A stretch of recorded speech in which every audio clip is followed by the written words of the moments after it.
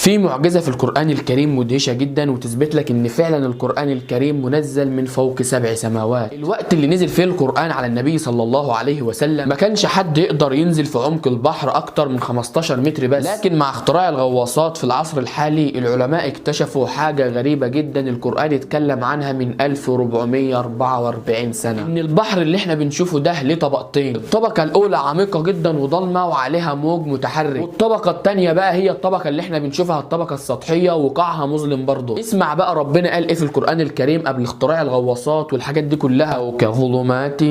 في بحر اللج يغشاه موج من فوقه موج من فوقه سحاب ظلمات